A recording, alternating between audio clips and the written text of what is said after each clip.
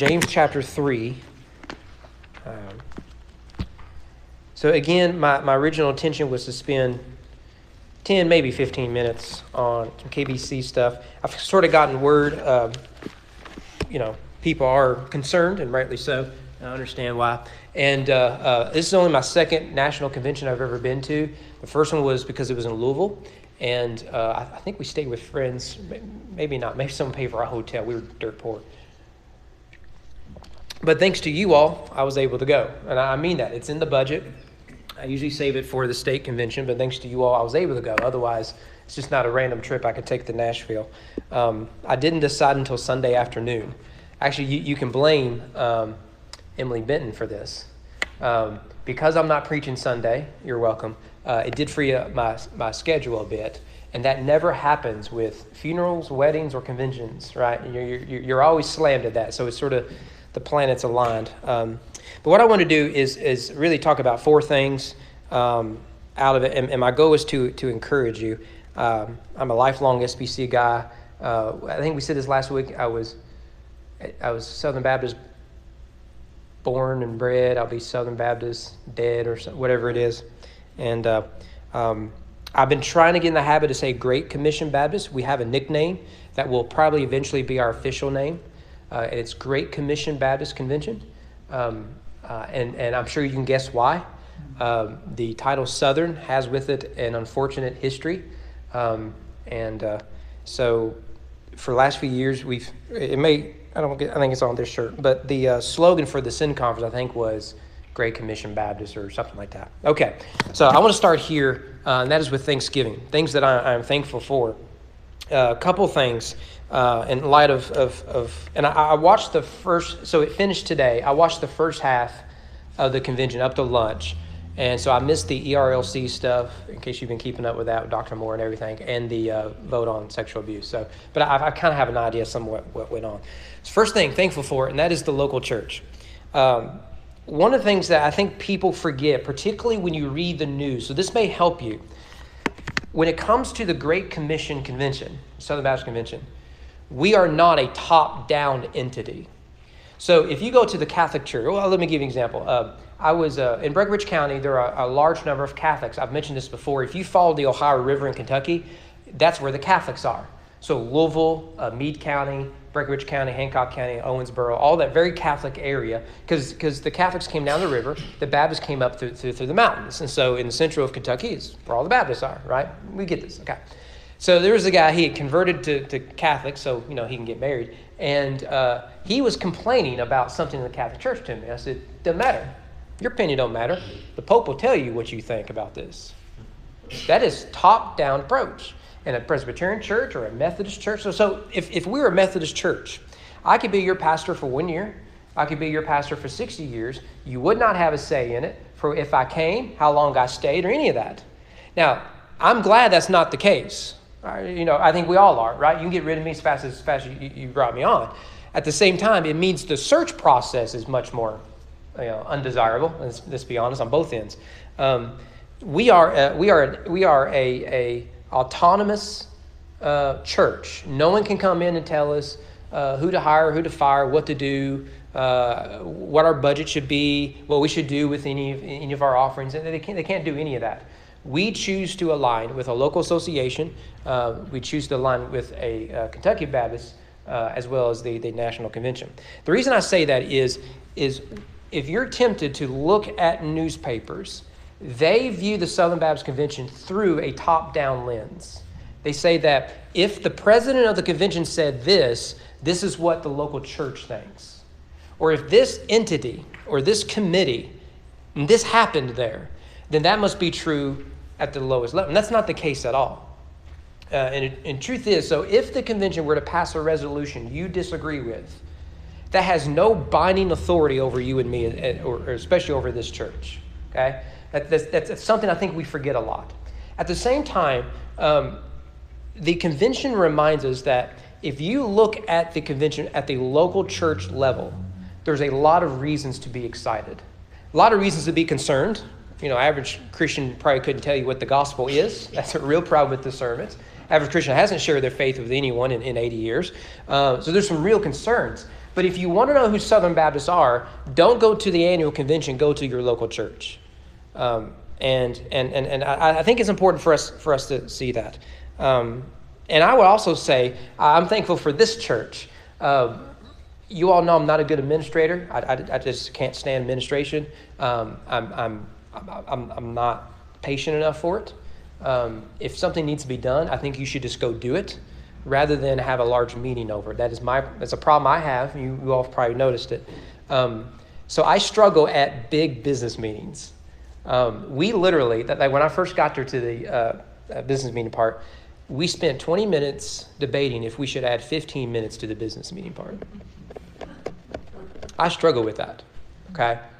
I walked out. Like everyone's in here. No one's in the exhibit hall, right? No one's just free stuff is waiting for me. And then I came back and it was a little more tense. But the way I think we conduct ourselves as a church, I think you are worthy of to be commended there. And that was one of the things that I got from that. So I'm thankful for the local church. Here's a good example of this. This is a picture taken during the convention. I stole this off Twitter. I'm back here somewhere. You can also see there's literally about 15 to 16,000 people in this room. I hope none of them were the local fire marshal. They would not have been happy. But at one point they asked us to use our chairs as an altar, and we pray. Look, this image will not show up in online of any of the sites you read or a newspaper. It's not. CNN is not going to cover this right here. Here is Southern Baptists representing their local church, praying for the nations and praying for the local church. Right, so I want to encourage you that hopefully you've learned over the last 4, 5, 10 years, if it's online, you probably shouldn't believe it. Okay? If it's on social media, you know not to believe it. Okay? So secondly, the work of missions around the world. Let me give you some statistics. Many of you all know we have 2 entities that focus on missions. One is more local. The one is foreign. It used to be called the Foreign Mission Board. First is North American Mission Board, and they obviously do North American missions. The president of the North American Mission Board comes from Louisville, where he pastored. His last ministry position was the senior pastor of Highview Baptist Church. He was around Southern quite a bit. A lot of the professors and students went to Highview. I didn't, because I was a small country church sort of guy in a big city. But I think the world of Kevin Ezell. I have a high view of him, minus the sweater vest. Let me give you some of the statistics he gave. Since 2010, so really you're looking at a 10-year period, okay? Because you obviously can't count 2021. The North American Mission Board has planted over 8,000 churches. Now, to give you an idea, we are the largest denomination. We're technically not a denomination, but we're splitting frog hairs, to use a Danny term. But we're the largest Protestant denomination in the United States and in the West. Okay. With that said, 17% of the churches in existence now have only been around for 10 years or less. The strategy of, and you've heard me talk about this, of the North American Mission Board is to plant churches in major cities where there aren't a lot of churches. So they're not going to Frankfort, Kentucky, though there's talk of planting churches here, right? I'm all for that. But going to where I went, Salt Lake City, we went Cincinnati, KBC sponsoring Boston and other places. New York, I've been in contact with a church planter in New York. Maybe we can take a trip up there to support them. But they're called Send cities, not sin cities. You got to be careful how you say that. But you think about it, 17% of the churches in the Southern Baptist Convention are less than 10 years old. And that's an incredible stat, I think. Add to that, outside of the South, as some might say, church plants are 19% of all baptisms. So let's say 40 states. Use your round number. Take the 40 states of the Great Commission of Baptists, and nearly 20% of them are coming from new church plants. Now, that tells us one thing. One is this is a working strategy for the Southern Baptist Convention. It also means the traditional churches, we ain't doing too good with our baptismal numbers. In fact, the whole convention, baptisms keep dropping pretty dramatically. All right, so this is last year, 2020, in Canada. Now, remember, 2020, a small thing called COVID-19 happened, okay? So Actually, I think this is still since 2010. In Canada, 54% of all Baptist churches have been planted since 2010. More than half of Canadian baptisms come from one of these plants, church plants. Forgive me. I need an editor. Okay, that needs to be bigger. Since 2020, it should say up there. Yeah, you can see where I copied and pasted. 588 new plants. This is last year alone during COVID. 143 affiliations, new affiliations. This would be a church that may have been independent Baptist, a community church, non-denominational, something like that. And they now align themselves with the Southern Baptist Convention. Okay. I was approached about a DOM position when I was in Breckinridge County. And one of the things that I talked about, there's like 5 churches in this area that are Southern Baptist in every way but name. What are the chances that we could just go talk to them? Now, all of them would probably say no. But, that's not unusual. There could be a historical reason why they're not part of the SBC. Maybe it goes back to the sort of split, the liberal conservative stuff. Some are just community church plants, but they're like us in many ways. 126 new church campuses. This is where you have a larger church planting a church campus, which is a good model. It affects the whole autonomy thing, but that's a separate issue. Also, this is also since 2010. There have been 857 new congregations planted. This is 2000. I'm sorry, forgive my type. This is last year. So if you take these numbers, you add them up, you get 857 new congregations in the Southern Baptist Convention in North America. That's incredible. It really is incredible. That is 60% of those plants are multi-ethnic. That is, they are not predominantly Anglo-Saxon. Now, this follows the trend culturally, demographically as well. Right. I think you're starting to see that in Frankfort. I've only been here 6 years, but I've seen some of that. Frankfort's 20% non-white, and I think our local association is getting there. We still got a long way to go. But I think you are starting to see this. You're starting to see it in the National Convention and the State Convention as well, this reflection of racial diversity. International Mission Board, where we send missionaries overseas. By the way, Josh Benton was mentioned today. He's involved with some of the send relief stuff on the NAM side, North American Mission Board. So he's doing great work. So you played a role directly in that way by getting rid of him, right? You can tell him I said that. Now he's doing really, really good work. The International Mission Board and the North American Mission Board together do a lot of relief. You probably see that in the news, just not in the mainstream news. The SBC, I went to this Sunday evening. I was saying Mary a second ago. If the IMB does another send celebration where they send new missionaries out, right? They have a special service. I think we should go to it. I think they've done them at Southern. I could be wrong on that, but I think we should go. It's the only one I've ever been to. Basically is they give the name and the church that's sending them and where they're going. It's general areas, so it'll say East Asia or Europe or something like that. And those whose identity have to be concealed are concealed because they're going into the Middle East or China or somewhere like that. It is amazing. These are husbands and wives. These are singles. These are families. And 64 new missionaries in this one service. They do multiple throughout the year. And they will be joining over 3,600 missionaries that are around the world right now.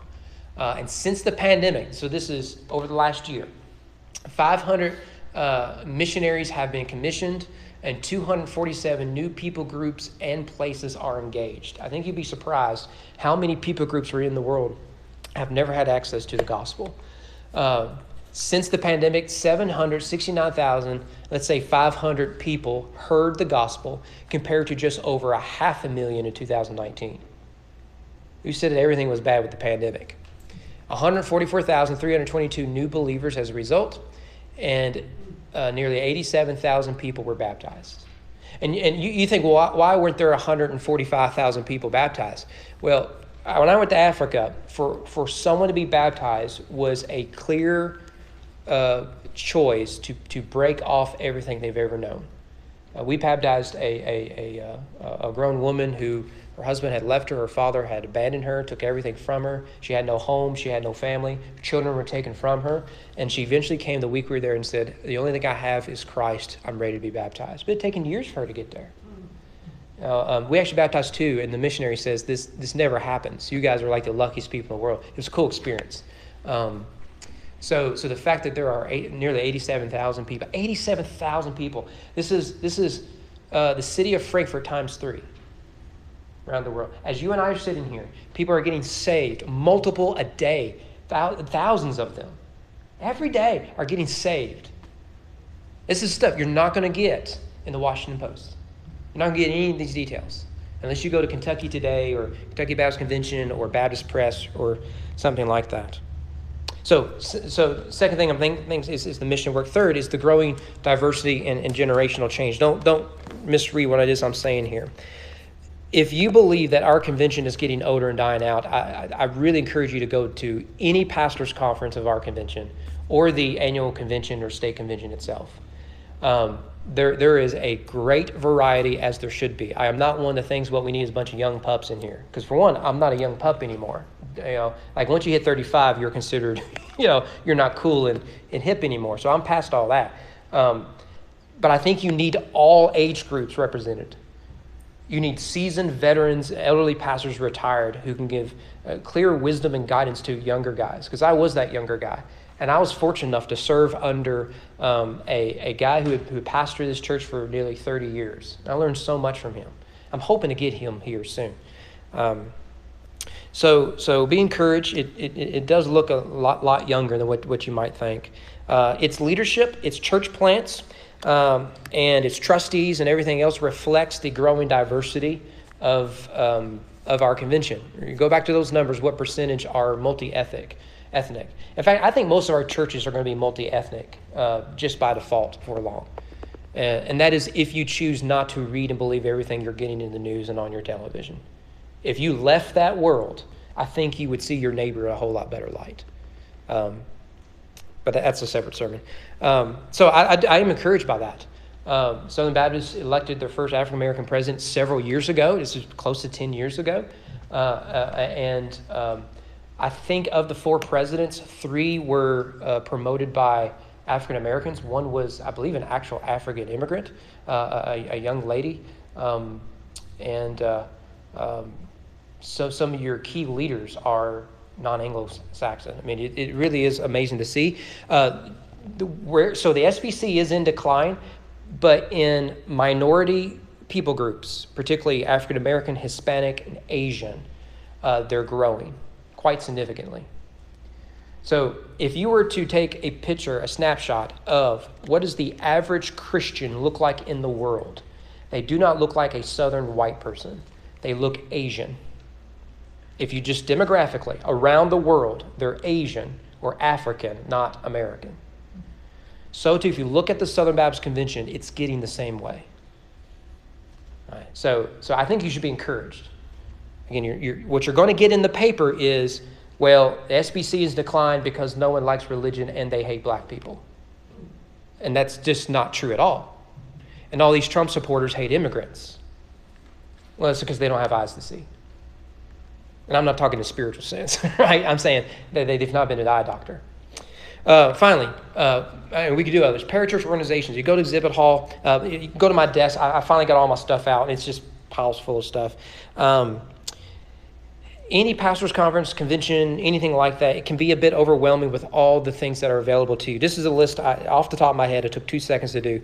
Christian legal help, disaster relief, church science, school, universities, colleges, seminaries, missionaries, Christian resources, ministries, and media. There are countless opportunities to serve in Christ's kingdom in partnership with our convention and other Christians. It really is incredible the number of Christians that using their skills and gifts to serve in Christ's kingdom. So legal counsel would be one.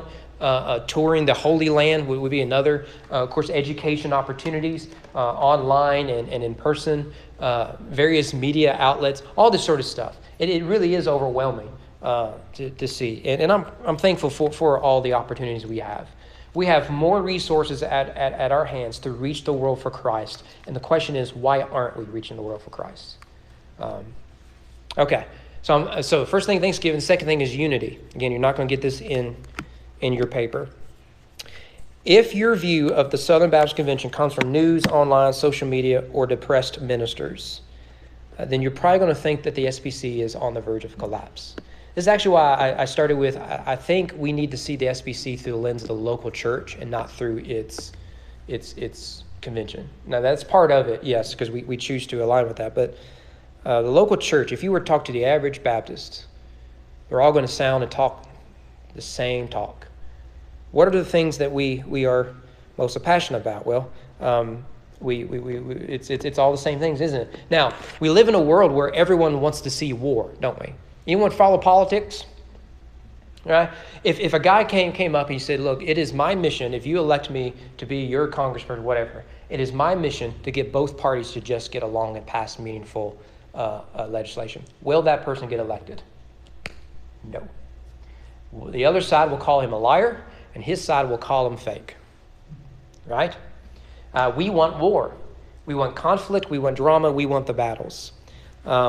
And that is the things that gets us most excited. Think about it. If there is a controversy here and we were going to vote on as a church, which do you think will have a higher attendance? That business meeting where we're going to deal with something controversial, or the worship service that follows immediately after it? Why is that? Like you can go to the annual convention, and I think we'll get J.D. Greer here in a minute in his sermon. I think everyone should hear that. But it was probably half the people that were there for the controversial business meeting heard it. Because we want the war, we want the battles. But I think you'd be surprised by the unity. Let's just talk about it briefly. Baptists agree on the essentials: the gospel, the Bible, the Trinity, the church, the mission, right? We all agree on this. Every convention, state, local, national, it's all the same. The Great Commission. It's the gospel. We believe the Bible. The Bible tells us to go on the Great Commission, right? It's always the same thing because it's what we all believe. 40 years ago, 35 years ago, we fought for the inerrancy of Scripture. We won the only major denomination to go from liberal back to conservative. And that is a legacy by which we should be proud of. And we all agree on this. If you read anything or are told by anyone that this is not true, do not believe it. There is no one in leadership that disagrees with this right here. Okay? It's just not true. Secondly, we agree on our identity. We affirm the Baptist faith and message. If you are to be a leader in SBC, a professor in one of its 6 seminaries, you have to affirm the Baptist faith and message 2000. We all want racial peace and reconciliation. We all want it. Everyone. We all recoil at the thought and presence of any sexual abuse. We disavow any corruption, especially in positions of influence and power. We all agree on this stuff. And we may disagree with some of the specifics of how to fix things, but we all agree on these things, right? You are not bold in saying I'm against racism. We all are. I'm bold because I don't like women who are victimized by men. We're all against that, right? That doesn't make you courageous. Thirdly, Baptists agree on important issues, and these important issues may not be primary doctrines. So we're no longer fighting over Calvinism. I miss those days. Never thought I'd say that. We're not really fighting over women in ministry. It'll come up every once in a while, but we're not really fighting over this stuff. We're not fighting over giving to the cooperative program. The cooperative program is not found in the Bible. No one's fighting over it. We may fight over allocation of cooperative program dollars. Sure, we're not. We all think, look, we should give to the convention to reach the world for Christ, right? We all agree on this. Any Baptist you meet, we agree on it. Finally, we agree on our vision. This was something presented at the convention. I just give it to you quickly. This was voted on, not unanimously, for various reasons, and amendments were actually one amendment actually passed, and I'll show it to you up here. But for the most part, it's as presented. So by 2025, this is their big vision of the executive committee. Increase our total number of full-time, fully funded missionaries by over 500. Adding 500 missionaries. So we have 4 more years to do that. Secondly, add 5,000 new churches to the SBC, giving us more than 50,000 churches, which is an incredible number if you think about it. Is that 100 churches per state on average? Is my math right on that if we reach the 50,000? What do y'all? One of you homeschoolers can help me out. That sound about right? You're a history guy. I don't trust your math. Okay. Third, increase our total number of workers in the field through a new emphasis on calling out the called. This is calling more ministers and whatnot. Fourthly, turn around our ongoing decline in reaching, baptized, discipling those under the age of 18. This is the update. It was originally ages 12 to 17. So this is brand new. It was changed at the convention to those under the age of 18. So children's ministry and youth ministry. The decline in baptisms for teenagers is quite scary. Ever since, I think it was 2000 was the chart they showed.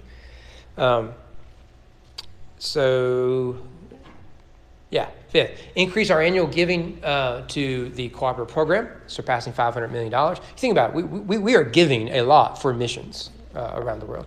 Sixthly, prayerfully endeavor for God to eliminate all instances of sexual abuse and racial discrimination among others. Can you tell that there are two big controversial issues going into this? They put it into the vision statement. So let me just say, those who say that the SBC is not dealing with these two very serious issues aren't paying attention. It is in the literal vision statement for the next 5 years. Here's a big issue. We need to deal with it pronto. Right? And the second this is voted on, it was voted on because I voted for it, it goes into effect. I mean, it's right here. So we agree on all these things. Right? You're not going to read about any of this in the paper. Okay? So you talk to your average Baptist here or there, and we're all going to agree on all of these things. Now, some nuance, maybe some disagreement, but these are all important stuff. We all agree on this. There's no liberals running anything. Okay? So let's talk about this ugly thing. A few months ago, the organizers of the convention had to change venues for the convention because the venue they'd chosen was too small. Now, let's take our average business meeting. We're done in 10 minutes, and we try to break our record every time to the glory of God.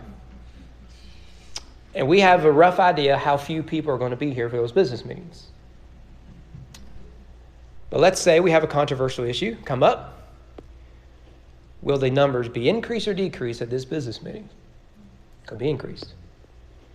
So, when they had to change venues from one to a larger one, Music City Center, downtown, right next to where the Nashville, so I sent Jason the picture of it was right next to it, right next to the Country Music Hall of Fame, and like Johnny Cash Museum was right up the road. So it's this big place. So you go from averaging like 10,000 messengers to, it was predicted 20,000. You know there's going to be controversy. And there were times when things were quite tense.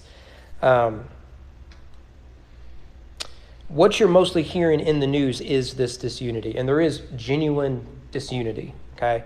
Did I put them up here? Yeah. No. So here's 4 things I want to point out that are stirring disunity. Number 1, accusations, note the word there, accusations of secretive liberalism. Okay. Now, how you define liberalism is probably going to be very different from me. There are some people in this association I am more liberal than. There are some people in this association here in Franklin County I'm more conservative than. There are people in this church I'm more liberal than. There's people in this church I'm more conservative than. That should be okay. What we're not talking about is the Bible true and sufficient? All right. Now, liberalism can be applied politically or theologically. It is a bit of a spectrum. But there is the accusation of secretive liberalism. Right? Out in public, they're not saying this stuff, but in behind the classrooms or the pulpits, it's being said. That's the accusation. Secondly, accusation of promoting critical race theory. Critical race theory is the buzzword right now. It'll be a different one next week, no doubt. And it has to do with how do we approach racial reconciliation. I don't want to chase that rabbit, although it's a very big issue. Thirdly, accusations of covering up sexual abuse. Fourthly, confusing political alignment with theological fidelity. Now, what you need to hear me say is if we were to refer to Orthodox Baptists, these terms aren't the most helpful. Orthodox Baptists with fundamentalist Baptists in our convention. That is those on the more far right. That's not me. I'm not one of those. And those who are just your garden variety Baptists. I don't know what terms they use here, so forgive me. Both sides are accusing the other of different things. So your more fundamentalist side is all they see is liberalism and critical race theory being introduced into their convention. Your less fundamentalist side, all are conservative, all are orthodox. What they're seeing is the covering up of sexual abuse in churches and in the National Convention, particularly at the Executive Committee. Okay? And they are also concerned with the more fundamentalist side on the right. Their approach to the convention seems to mirror their politics. So where political alignment drives theological fidelity. I don't know if that makes sense. I mentioned this a few Sunday nights ago. If I came out critical of critical race theory, does that make me a part of the alt-right? Right? The culture would say yes. Right? If I came out concerned with issues of immigration, does that make me a liberal? You see, like we're talking political alignment is the definition of your theological fidelity, and that is not found in the Bible. So there's real concerns with that. Now, these were demonstrated in a number of ways. One, every seminary president has in writing in months past and did today in their presentations publicly renounced critical race theory. So I just want to be very clear. No one is promoting at the convention level critical race theory. If you like, I can give you the resolutions on race and you can read it. It condemns, maybe not by name because, we have to have the name in there. Otherwise, it's not binding. Of course, it's not binding anyways.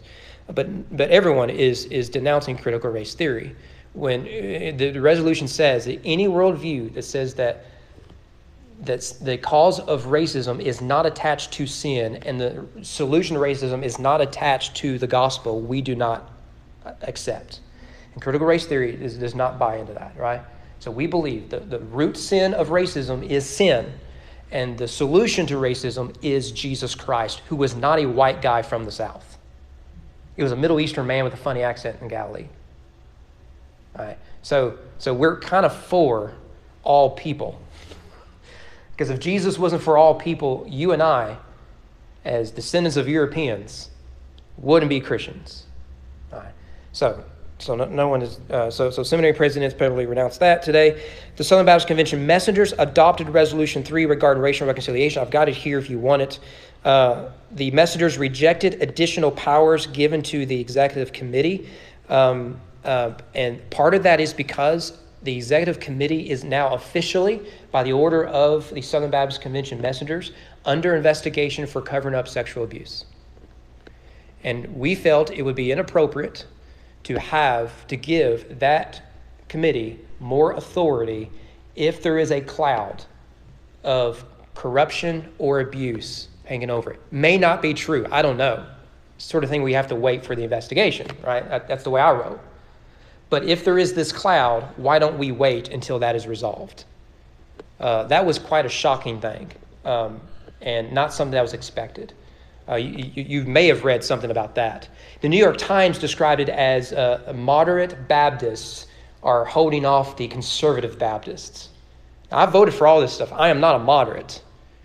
Like I'm conservative. I'm not fundamentalist, but I'm very conservative. And hopefully I've demonstrated that in 6 years.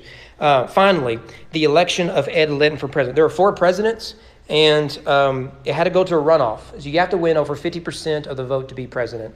Now, what does the president do? He has little authority over your life. He has no authority over your life. He basically runs the annual convention, and he appoints trustees and other committee members or committee member heads. Our state convention president does the same thing, right? So it's a very strategic position. He's often the person that the media talk to. So if you hear someone representing SBC, it's probably our president.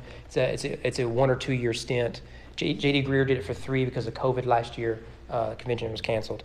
However, the big fight was over who's going to win the presidency. You would know one of the names was R. Albert Mohler Jr., president of Southern Baptist Theological Seminary. There's a picture of me and Mohler at one of my graduation shindigs. So I'm a big Mohler fan. I mean, we paid a lot of money to him. And there were 4 guys. It basically came down to 2 things. The more fundamentalist side wanted to vote for one candidate. The other side wanted to vote for the other 3 candidates. So those votes were split between those 3 candidates. And what happened was when they narrowed it down to 2, the 2 leading candidates, the basically where the vote was split. So think of the 1992 presidential election. In the presidential election, you don't have to get 50%. So, which remember that Bill Clinton was elected president without the majority of Americans voting for him. You need to remember that next time you hear people complain about W or Trump or someone like that. Anyways, that's neither here nor there. That's me being a history buff. Anyways, so when it goes to the runoff, those 3 split votes went to Ed Linton, who won with 52% of the vote. So there was a split. You need to know it's almost always split on presidents. Okay, if we had 2 qualified men, and we said you're going to vote on who's going to be deacon, it can only be one. It's going to be split in this congregation, right? A split doesn't necessarily mean the church is split. What it means is you got 2 candidates, and in this case you've got 2 guys who love Jesus, love the Southern Baptist Convention, they believe the Bible, are orthodox in every ways. They have some fundamental disagreements over some things. One of them was the head of the executive committee during all the accusations of sexual cover-up. So that is where a lot of the controversy was. So how do we respond to these? And we're not going to get to Genesis, and that's okay. It'll be there next week. Lord willing, we will be, unless the Lord tarries. So this is what I want to say. How do we respond? First of all, the SBC remains as orthodox as it ever has been. Every entity head, every trustee, everyone in leadership believes in the Baptist faith and message. I think Larry walked you all through the Baptist faith and message, 10 years ago or something. I've taught on a little bit. I've written on it on the website. I taught it where I was before. I believe in the Baptist faith and message 2000. I accept it without hesitation.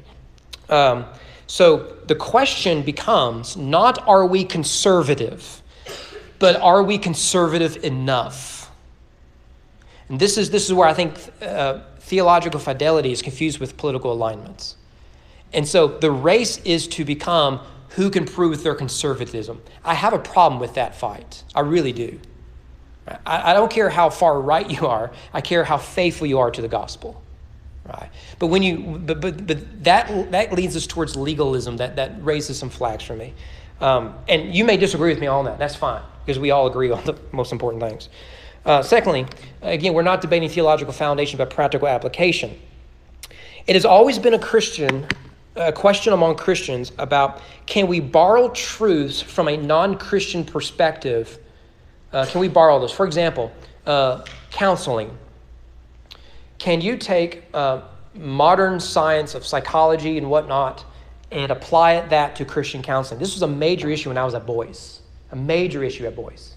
And they decided we're going to cut ties with some of this stuff. So can you say, here's something that has worked in a secular worldview. Can we apply that and use that as a tool in a Christian context? So you can look at psychology, you can look at therapy and counseling. We can look at this at racial reconciliation, can't we? So the question is if all truth is God's truth, or is it, what does Jerusalem have to do with Athens? 2 very different perspectives on how to deal with things within gospel-believing, Bible-preaching Christians. Okay? So we're not debating theological truths, we're debating the practical side of things. And I think it's helpful if we see it that way. How should we respond to racial division that's only getting worse in our country? And everyone in the convention says we don't want it to get worse in our midst. We're different because we're Christians. Everyone is saying that. We're disagreeing on what does that look like practically right now. And I think that's a conversation worth having in a friendly way. Unfortunately, not very friendly. Thirdly, I do think the sexual abuse accusations are a very real problem. That is a stain we cannot accept. We cannot accept that at all. Maybe you came across the story in the Dallas Morning News or whatever it was a few years ago. You can Google it, where they found way too many instances of covering up sexual abuse in local Baptist churches. Now, that has trickled itself up to at the convention level. On his way out the door, I have my own opinions about what was done here. Russell Moore, the former president of the Ethics and Religious Liberty Commission, lobbied accusations that the executive committee was covering up sexual abuse. Now, he has left the convention.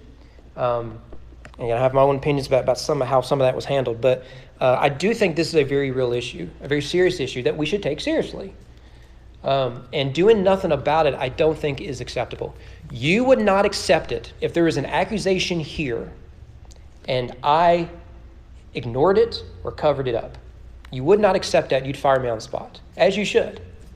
And I think we should hold our executive committee to the same standards, right? And so what has happened is that was voted on by messengers today, almost unanimously from what I've read. It was online, so it may not be true. It was in New York Times, so you know it wasn't true. But I think those are good things. If the investigation from a third party comes back and says all of these accusations are wrong, then we will say it was wrong. Let's move forward. If it says it's true, then they need to be dealt with. There have been victims in our churches of sexual abuse, and that is not okay. Okay. Fourthly, the migration of political identity with scriptural fidelity is a real problem. I've seen this, maybe it's because I'm in Frankfort, but I've seen this just as a Kentucky Baptist. A good example of this, I mentioned Russell Moore. He was nearly fired from his position as the head of our ethics and religious liberty wing. He was nearly fired, went under investigation by our convention simply because he objected to the election of Donald Trump to the presidency of the United States. I do not care what you think about someone who's running for political office. I don't. You vote for whoever it is you want. Not really in my business. I want you to think as a Christian, with a Christian worldview, yes. But your membership here is not based off of who you vote for, right? And I do have a problem. This is just a blaring example of it, a more public example. But you've probably have sensed this, right? What were the debates in our state alone over masks? There were churches where we're like, well, I'm not going to go there because they make you wear masks. Well, I'm not going to go there because they don't make you wear masks. This is where I felt really pulled as a pastor, if I could just be real honest with you. I think it's a Christian liberty issue. We respect governing authorities, right? So we respected all those here. Everything we were told to do within reason we did. But we also respected Christian liberty. We also respected that people are different. Some people have medical conditions they cannot wear masks for 2 hours at a time. We respect that, right? And if you were bothered by that on the political side, I'm not interested in the political side, right? How can we love our neighbor in a gracious way? And if that means I wear a mask to church, I was going to wear a mask. I don't care. But a lot of our churches within our convention chose something as small as a 50-cent mask and said, you are not loving Jesus unless you do it like this, unless you agree with me. And it's striking. Pro-mask are usually on lean left and anti-mask seem to lean right. Why is that? You would explain that to me. I don't understand that. We've done the same with the vaccines. This is just 2020. Same thing with shutting down churches. You know, we did all the things that we did here. Some said that if you shut down church, you're unfaithful. Some say that if you don't shut down your church, you're unfaithful. How do you love people in a single congregation when they're all over the place like that? One of the things I think you have to do is you cannot make political identity the identity of your theology. And I am concerned that is happening in our convention. I really do think that is a problem. But what else do you expect? Our culture is too politicized. Everything is politics. If we loved Jesus and read our Bibles with the same passion by which we followed our favorite political group, we'd win this city for Christ tomorrow. And this is a real problem with our convention. Finally, this is where we're in James. I didn't forget about it. We're going to be in James. How we speak to each other and act online, I do think is quite shameful. And this is, of course, not just true of Southern Baptists. It's true of all Christians. Let's read James chapter 3, shall we? James 3. I'm just taking this right from J.D. Greer's sermon. I thought it was just a perfect passage to look at. He just referenced it in passing, but it's so good. Verse 13 of James 3. Who is wise and understanding among you? Now, that is a good question to ask, right? Now, notice there, James is putting wisdom and discernment or understanding as synonyms, right? Discernment is knowledge with wisdom, right? Or wisdom is knowledge with discernment, right? These words are together. It's not mere knowledge. We've got a lot of smart people who are fools, right? So who are these people? Well, by his good conduct, let him show his works in the meekness of wisdom. So if you want to in your Bible, you can circle the word meekness. A key attribute to wisdom is that of meekness. Now, what is meekness? Meekness is not softness. It is a quiet strength. A lot of people see meekness as weakness. It's not that. It is strength. The sort of person that does not lose his temper every time his feelings are hurt is a person who's meek. You know people in your life who they say little, but when they speak, everyone listens and everyone follows. My RA group leader was that guy. Couldn't get 3 words out of him. But when he spoke, you did everything he asked. Some of you guys are this way. And I love that. That's never been a gift I've had of being quiet, right? that's my problem. So meekness, okay? So if you're shouting as loud as you can in big emojis and capital letters online, you're already violating God's word. If you think sharing that video is going to convert someone to your political ideology, you're a fool, you're not wise. It's the opposite of meekness. Opposite of meekness. Verse 14, but if you have bitter jealousy, selfish ambition in your hearts, do not boast and be false in the truth. You say, you're not wise. And you can circle these terms if you want to. Bitter jealousy. Bitterness, jealousy. It's fascinating how these two words go together because they do go together. If you're jealous of someone, it will feed your bitterness. If you're bitter towards someone, it'll feed your jealousy. And it will show up in all kinds of ways. Chances are you've been in that conversation with someone and you're wanting to have a nice dinner or watch a movie or watch the game or something. And they're saying, look, I'm not saying anything, right? I just want to say, and they'll say that one thing. You're like, okay, that's it. 5 minutes later, they're talking about it again. 5 minutes later, and the whole time they're saying, it's their problem, it's their problem, it's their fault, it's their fault. Like, if it's their problem, why are you still talking about it? Because your bitterness is feeding your jealousy. Your jealousy is feeding your bitterness. And you're annoying, frankly, right? But what do bitter people do? What do jealous people do? They want people to join them in their bitterness. So we'll create an online group. That'll heal me. I'll surround myself with bitter people, and we'll come up with solutions that'll fix my bitterness, at least with my blind eyes, but reality won't. If this guy isn't elected, if this isn't voted on in the convention, if this doesn't happen to my church and we don't change this, then I'm just going to be bitter. And because I'm in the right?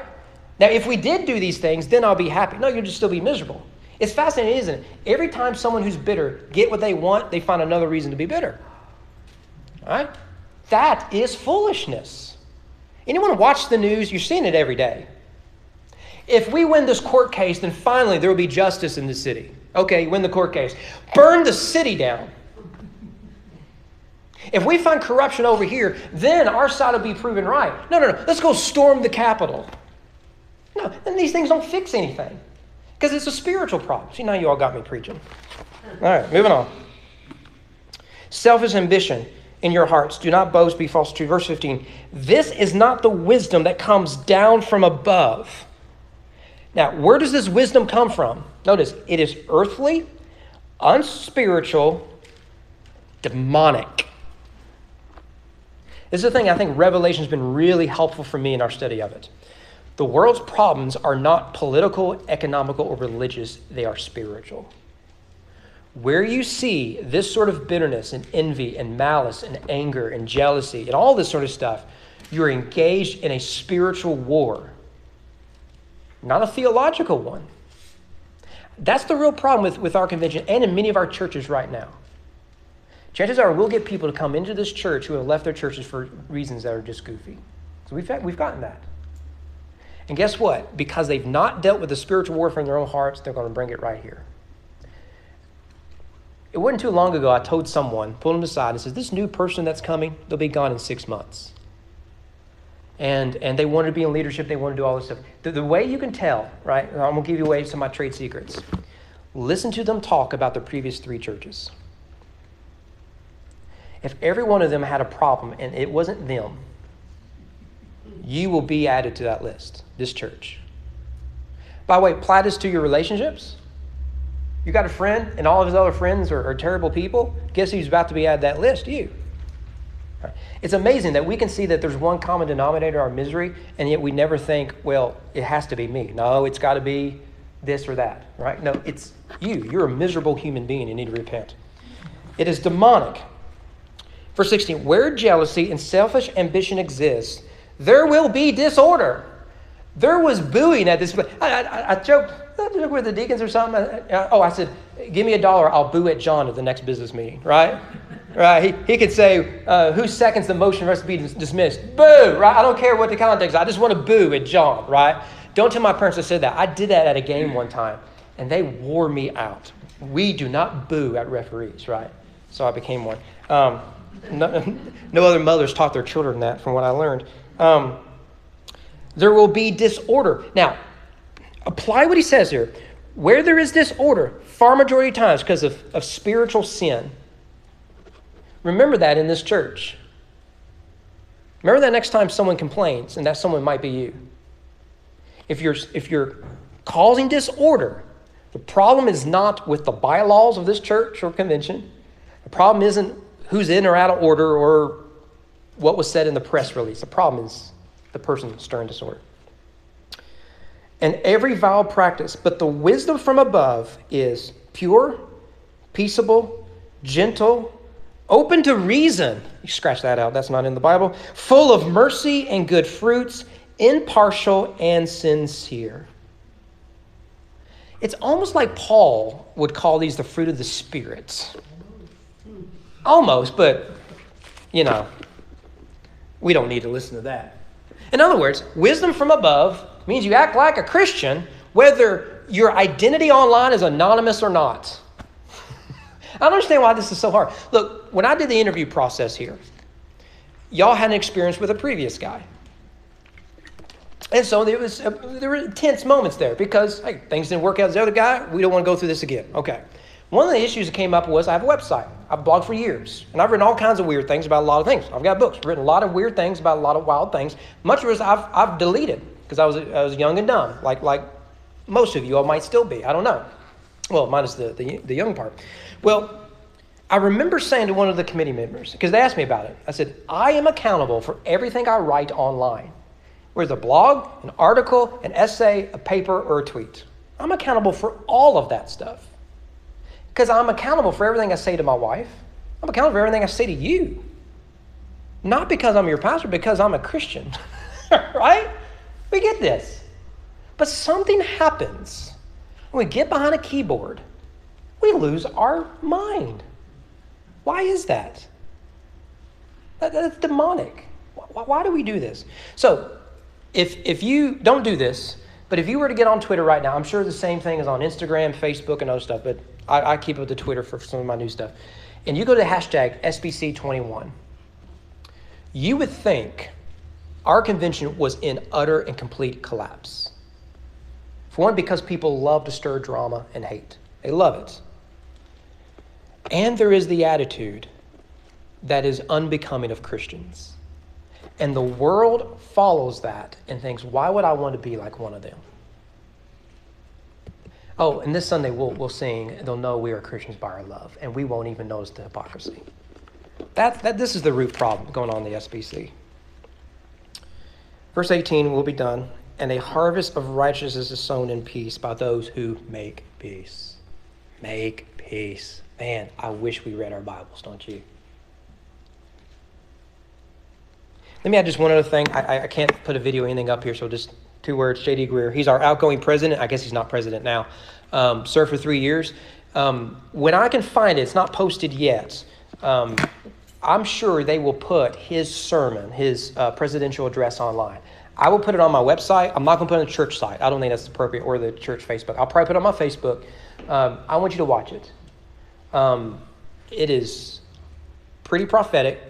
His main concern is Pharisaicalism in our convention. I think he's right. I use different language to be more specific, but I think he's on to something. And he brings out James 3 that we just read. So I really encourage you. It's one of the few Baptist sermons I've ever heard where Baptists stood up and clapped several times during it. I mean, I almost felt like I should repent. I stood up and clapped at a few parts, because we don't do that.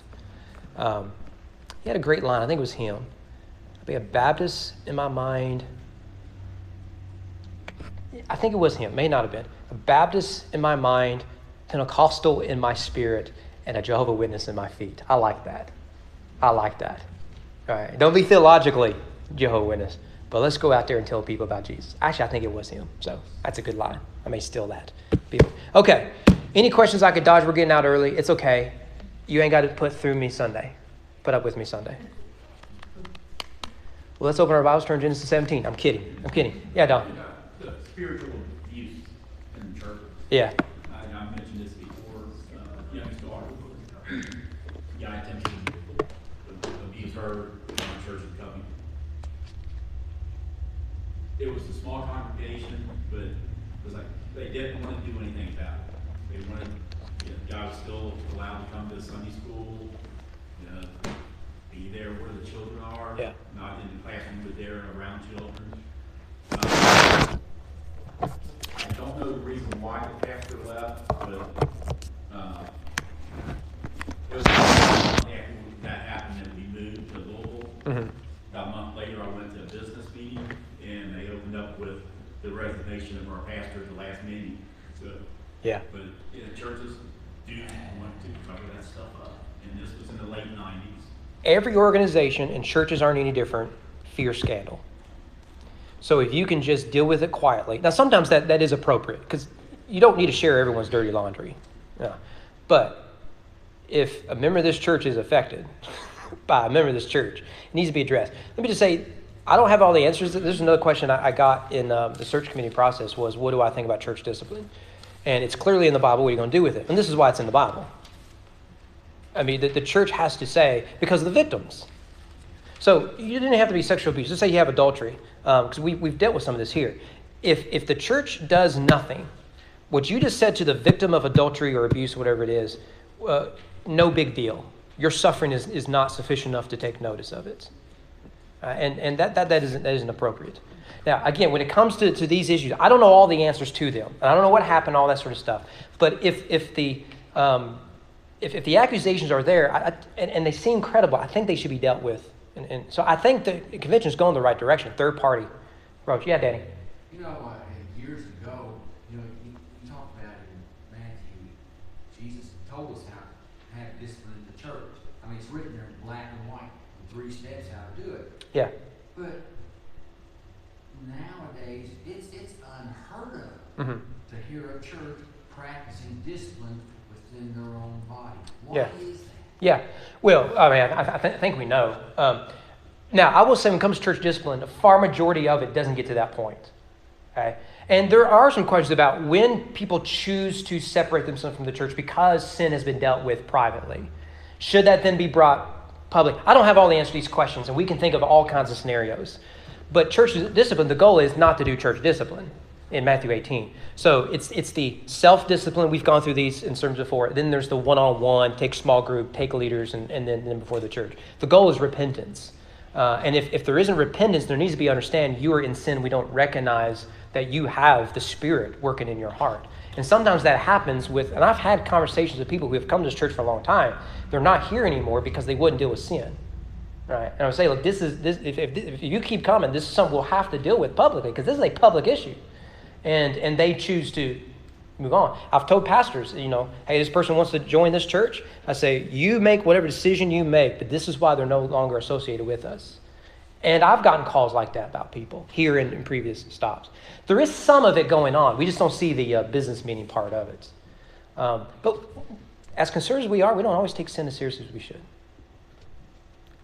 I mean, look at the issue of race for the last 200 years. We haven't always taken that as seriously as we should. Anything else? All right. Hopefully, I've encouraged you guys tonight for our convention. I am a firm Southern Baptist, believe it. I hope to be Southern Baptist dead a long time from now. Or Southern Baptist rapture. How about that, Daddy? Southern Baptist rapture. Right? We'll all gather together. But I will try to post some videos of on Facebook. I just not had time. I haven't stopped at all for several days of us singing. And if you can, I think I put it I think I put some of those on Facebook. I think I put one of them. Because I mentioned Revelation 5, tribes, tongues, people groups, and whatnot. It's just all represented there. It is a glorious thing. Be encouraged. I'd like for us to turn around our baptism numbers for us as a church and us as a convention. And Lord willing, we will do everything we can to do that, starting this Sunday at our Father's Day fellowship. You're going to invite everyone you can. Just bring in the sheaves. Am I getting that in the right context? Bring in the sheaves, and we're going to feed them, get the bellies full, make sure they get Jesus. You're going to invite them back. I was talking to someone today that they've been inviting someone to church to come here, and so they got my number. We'll hopefully meet with them soon. Maybe we'll have someone who's new to the faith and whatnot coming. That'd be exciting. We're going to invite some of our neighbors and whatnot and some friends. You do the same thing. VBS, don't waste the opportunity. Small group, don't waste the opportunity. We might do another outreach event. Don't waste that opportunity. Youth camp, kids camp, don't waste the opportunity. Trunk or treat in October, don't waste the opportunity. Back church Sunday in September, October, don't waste the opportunity, right? If you want to turn around the decline of baptism, you turn around the decline of baptism. That'll do it. All right, how about we stand up for the very last time. Next week, we'll get in our circle again. The very last time, we'll stand up and pray. You are tired of hearing me pray. So how about Don Douglas, you close us out in prayer?